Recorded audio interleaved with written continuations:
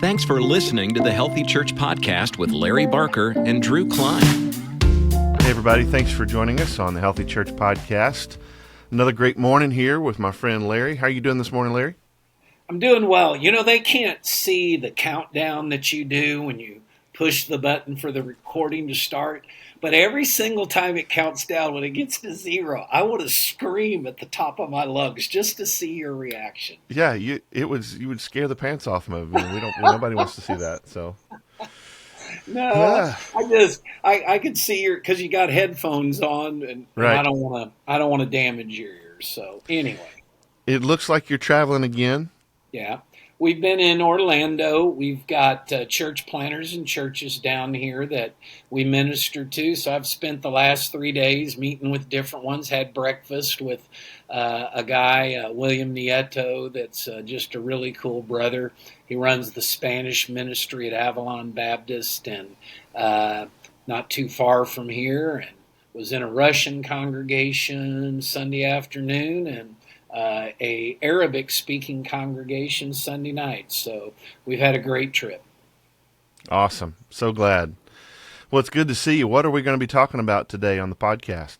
Well, I want to talk about, time demands and how we deal with our schedules. And, because you hear so much, I'm doing more than I ought to be doing.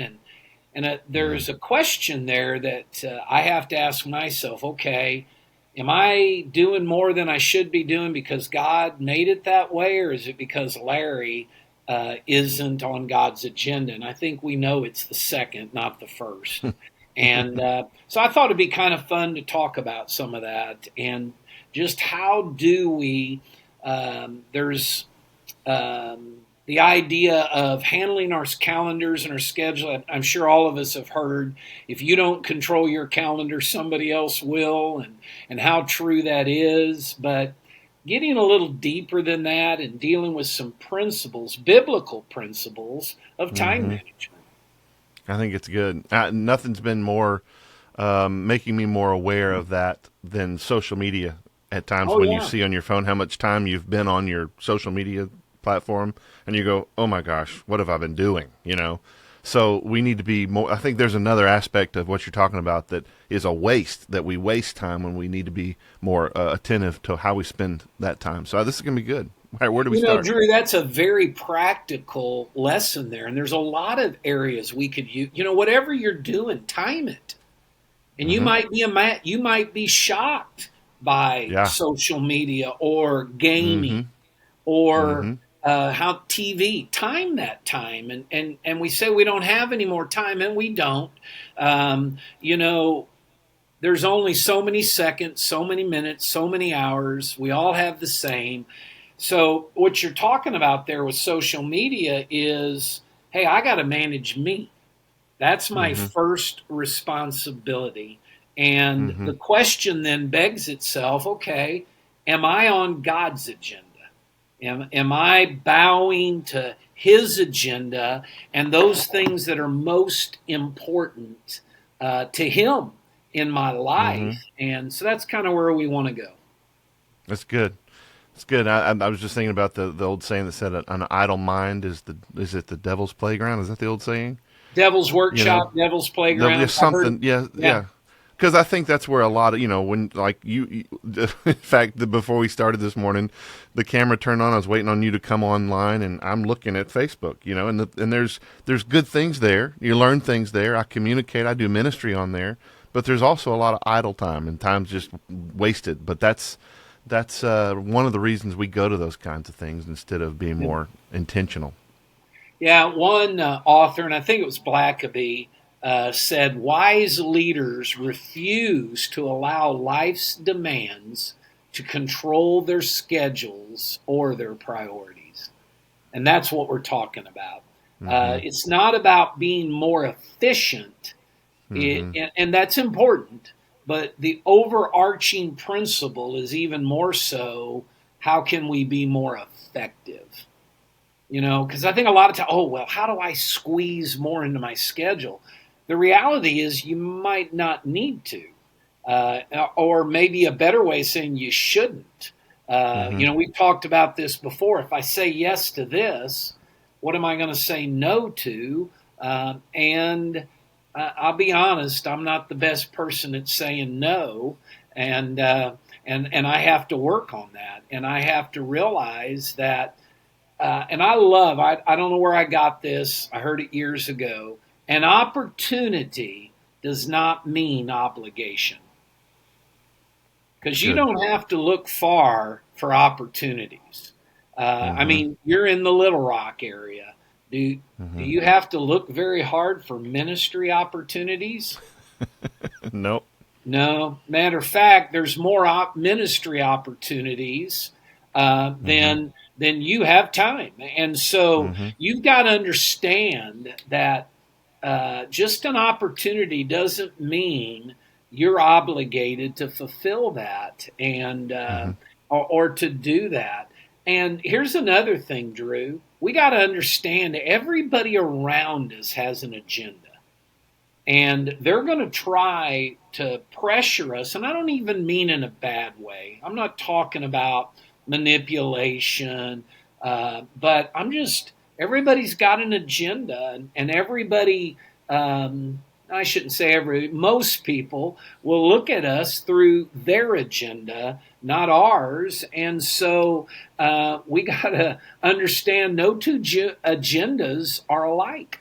And so people come into our churches with agendas. People come into our lives with agendas. And there's no way you or I can satisfy everybody's desires who are clamoring for our time. There's just no way. I'm sorry I can't do that. I'm sorry I can't be there. I'm sorry I can't give you that promise. And that's just the reality of time. Yeah. And different people are wired differently. Some people live by a calendar or live by a appointment kind of a situation. Other people are a little more free and don't know how to even figure that whole thing out. So there's different ends of those spectrums. Yeah, and that's why I love this principle, because both ends of those spectrums, I mean, I have a Christian planner sitting right here in front of me that I love. It has the month laid out and then every week laid out. And I'm in it all the time. And that's just a tool. But I've had some look at it and go, I don't care for that. That's okay. That's fine, because we're different and we are wired different. So the principle is, okay, how am I going to invest myself in the activities and the projects that are most important for me to accomplish because of God's leadership and direction in my life? That's the principle that we're looking at. Right. Not a planner, not an agenda.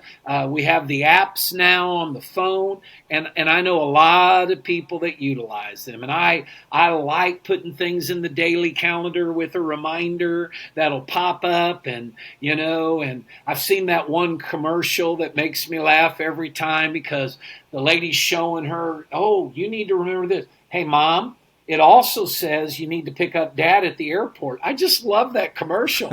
And the girl shakes her head. The lady shakes her head and goes, yes, I am. She probably should have turned the reminder on, shouldn't she? Right. Well, the thing you mentioned just a second ago, I think the where this may begin is understanding this is God's time and not ours. Yes. And getting a foundational understanding that we've got to be stewards of that like we are other resources. Exactly. And I think time's probably our most precious resource. I don't know of something that we could say is more precious, because any other resource, you got to have the time to do that. And I know, and I'm going to come back to this, Drew, and I know some may push back, and that's not a bad thing, man. Pull back, think about it, ponder it, meditate on it. But unlike people, God never piles more on us than we can handle. He never does. And I'm talking in the context of time. I'm not, because I don't agree with the statement, God never puts more on us than we can handle. No, God never puts more on us than we can handle when we put our trust in Him. But from a time standpoint, I don't see God giving us more responsibility than we have time to accomplish. Mm, And that's something that's for good. us to think about. And so if that's so, why do we struggle with this so much? Why are we so often sensing that we're overworked and potential burnout and we just Hmm. don't have enough time?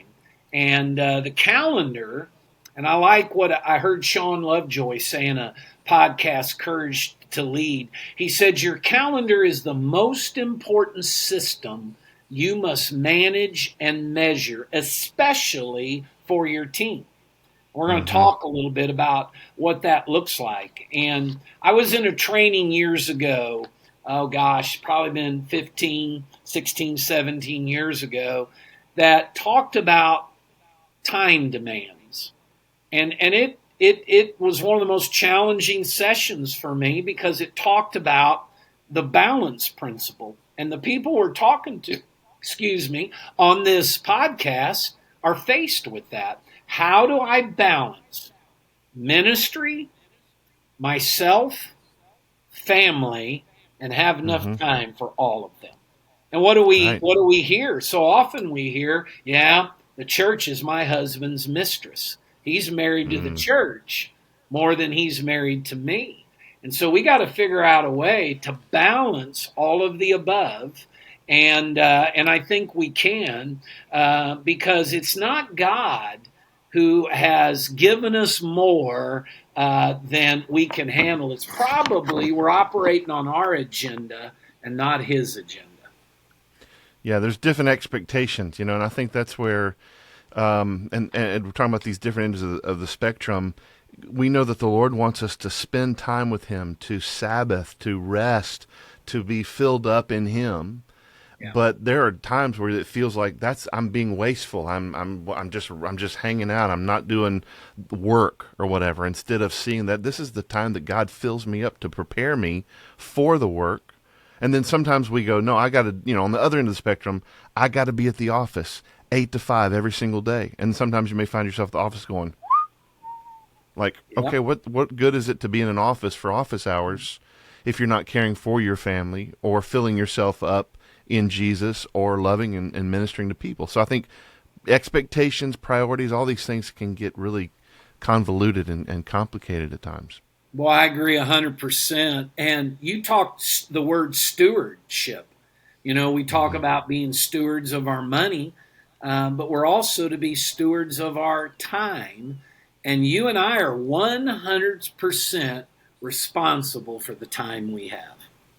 Hmm. Matter of fact, Ephesians chapter 5, and there's our first biblical guideline for managing our time, talks about redeeming the Hmm. time. And I love that verse, Drew, because let me read it to you out of the ESV. Look carefully then how you walk, not as unwise, but as wise, making the best use of your time Hmm. because the days are evil. Hmm. Now, that tells us God places a high premium, a priority on us being good stewards of our time. And I love the word redeeming the time. Hmm. And then this version draws out the best use of our time. Let me quote Sean Lovejoy again, because I said I was going to revisit a thought earlier. You have 100% of the time you need to get done what God wants you to do. Wow. Yeah, wow. Maybe, I mean, if I don't look convicted, trust me. Yeah. It makes my brain hurt and my heart hurt. I'm trying to figure Exactly. that out. Man, Yeah. I was running and made me run faster, but that didn't last long. But anyway, I was like, gosh, I got to get away from that quote. But, you know, that's where you've got to understand, our time is very, very precious. And we know that, but we need to live that way and understand that.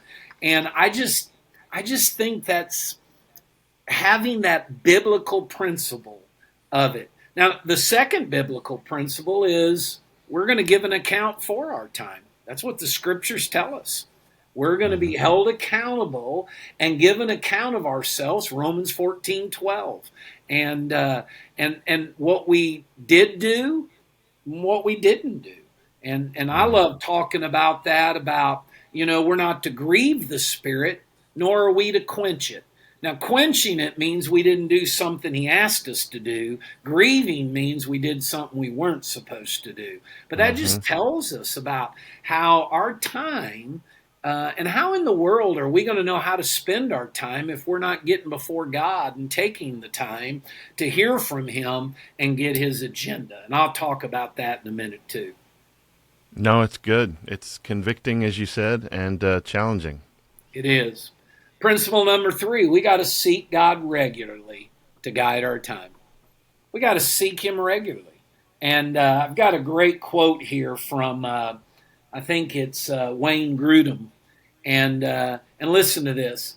I find the most helpful thing I do regarding the use of time is to spend time in prayer each morning, bringing my plans and my to-do list before the Lord and seeking his direction. Wow. Mm-hmm. Wow. That's where time begins. Matter of fact, Sean Lovejoy talks about dividing your day and your hours of ministry and work into fifths. And he says 1/5 of your time should be spent alone. Wow. And you know what? Being the extrovert that I am, my flesh kind of pulls back on that. Now, introverts that are listening to it, no, it ought to be more than that. Yeah. I'm around people way too much. But the extrovert in me goes, oh, man, 1/5 of my time?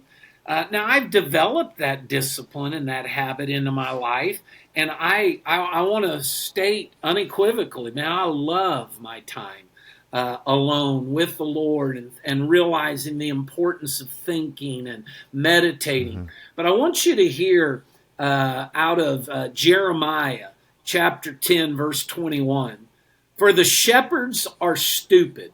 What a verse. What a verse. You know why? They don't seek the Lord. Therefore, they have not prospered, and their whole flock is scattered.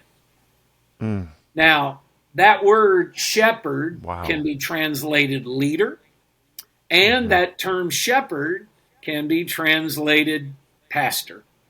And he's saying, you're senseless. That's what that word actually means. And why is that?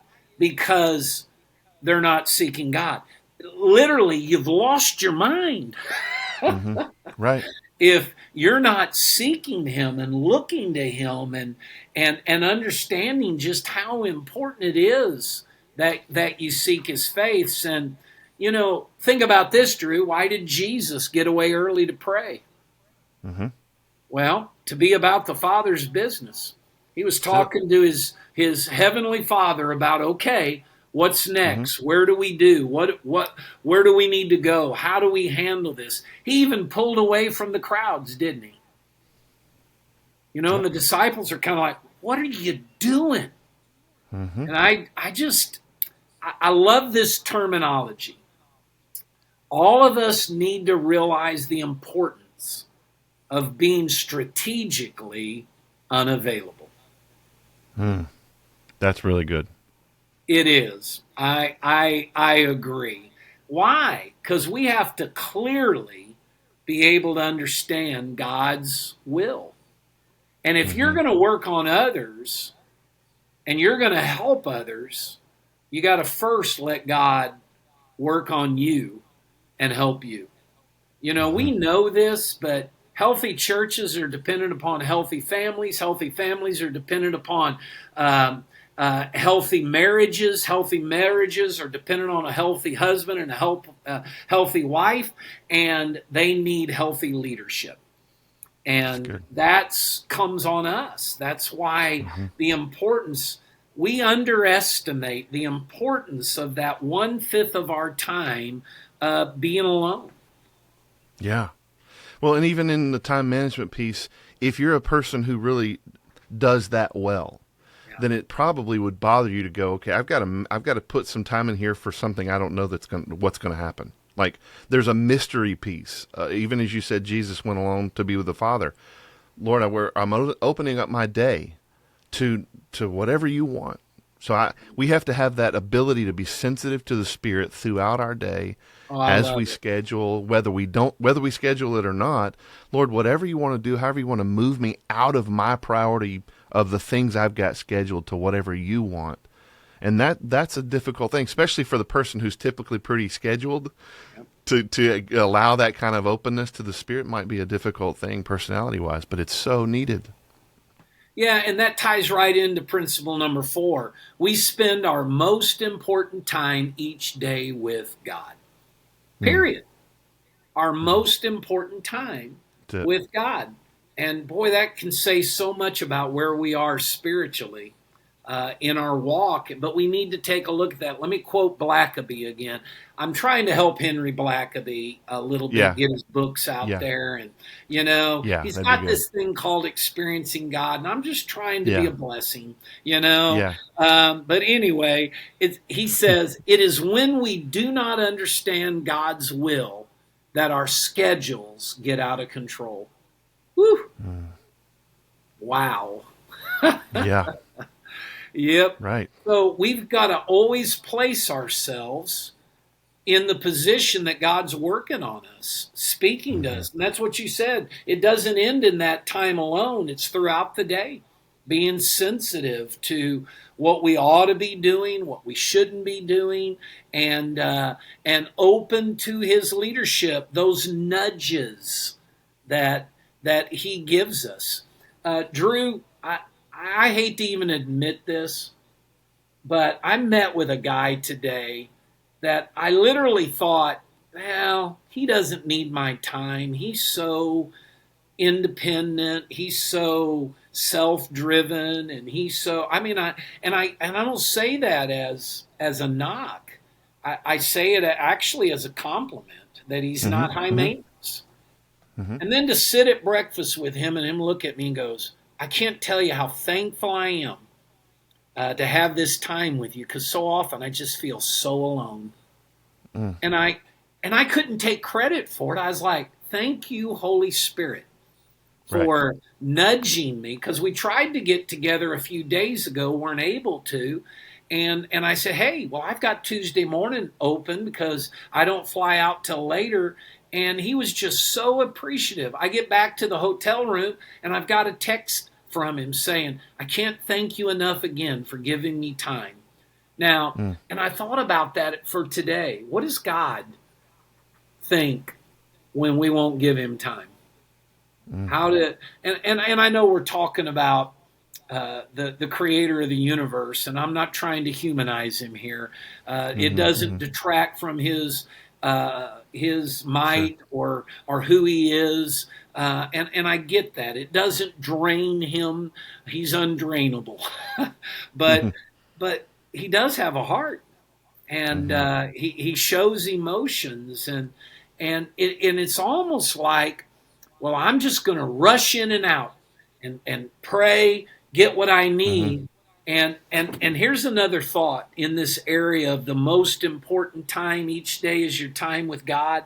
God doesn't, I don't think he dispenses, and I can't tell God what to do and what not to do here, but I don't think he dispenses his most profound truths, insights, and leadership into our life into our scheduled 5 to 10 minute blocks we're allowed to give him. Now, what does he say? You'll find me when we do what? When we seek him with all our heart.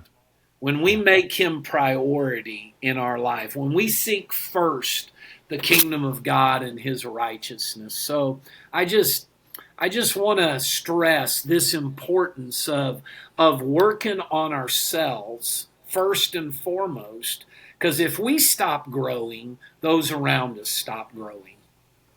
No, it's so good. I at times live by my calendar, Sure. and meet this, because otherwise I can be, who knows what.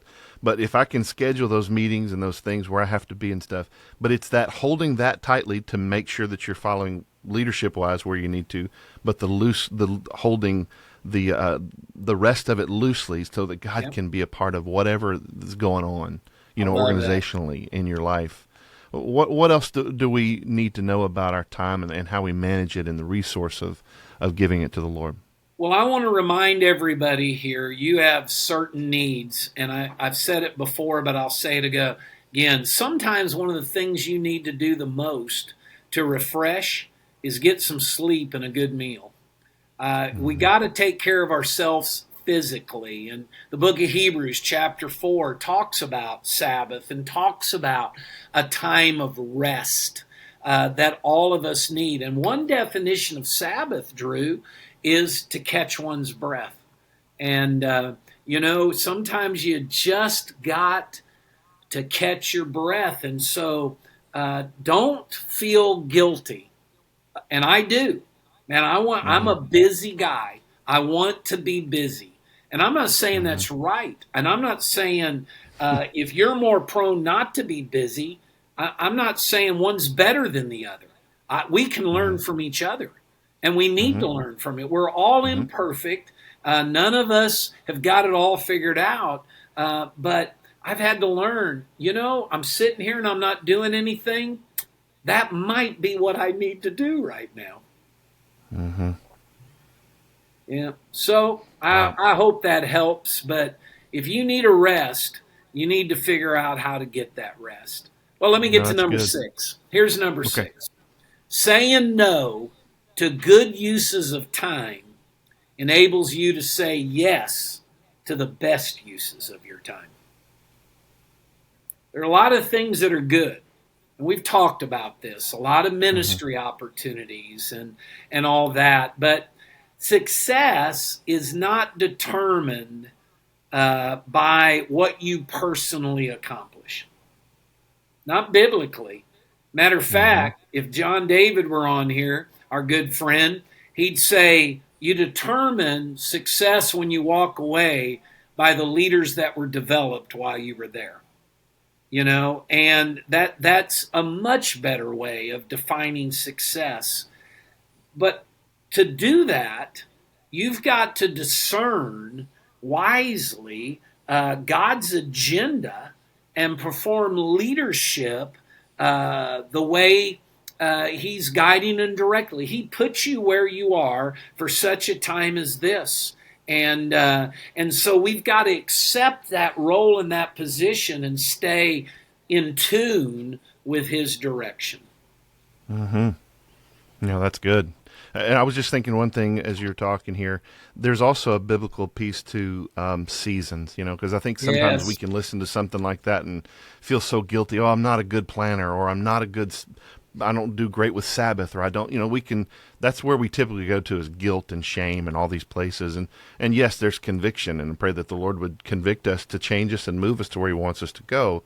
But there are seasons for things, and you might be walking through a season of mourning, or a season of whatever, weariness, or Good. whatever. Ecclesiastes talks about that in different seasons, and that there's a time for everything. And so I think there's a piece of that, being having an awareness of the I season like that it. you're walking through, as well. I think that's Yeah, important. and those seasons, what'll get us out of some of those difficult seasons is focusing on some rhythms that we need to start. But you're Hmm. right, there's a time to laugh, absolutely, but there's Hmm. also a time to cry, and Right. uh, and we need to be aware of that. And I appreciate you bringing up seasons, because there are going to be those times you're going to be as busy as can be. One couple people around me, one of their favorite quotes.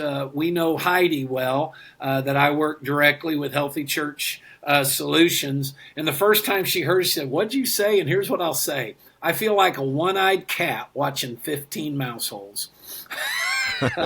Because you're so doing this, doing that, and there Hmm. are going to be those times, Drew. You're gonna be busy. It's gonna be hectic. There are going to be those times, but that's when you're gonna go, okay, I can do this, and I love your word. I can do this for a season, but the time is coming where I'm gonna have to pull back, and I'm gonna have to change my routine or change my rhythm because that's not going to be healthy for me long term.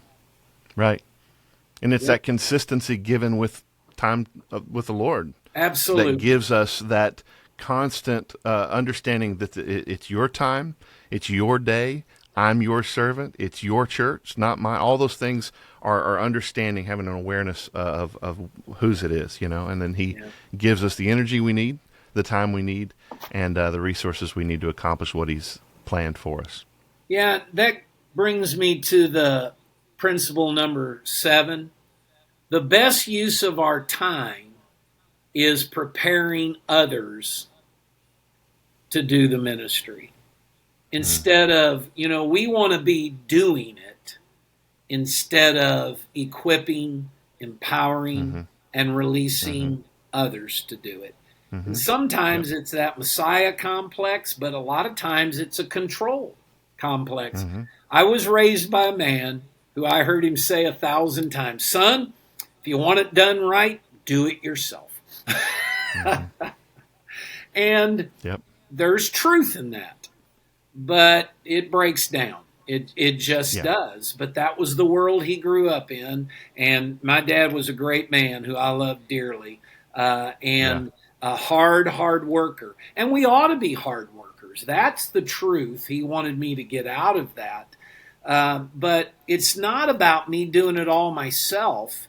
It's about me equipping, empowering. And that's how Jesus did it. Matter of fact, Jesus did it backwards to how we usually try to do it. And right. he poured into those 12, and they turned the world upside down. Yeah, totally. No, it's good, man. It's good stuff. Is the 7 the final one? Is that the last one? That is it. Okay. And that is.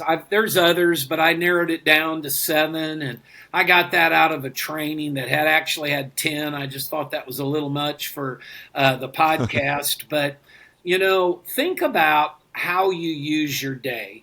And Sean Lovejoy said, give a fifth of your time to be alone. Give a fifth of your time with your team. And I love that. Whoever your team is, because how your team goes, so goes your ministry. And he really challenged me because sometimes we treat our team like all they are is to handle the tough things. Well, we didn't have any disasters this week, so do we really need to meet? But, man, the highest value of our team ought to be our investing in them, our developing them, and our caring for them.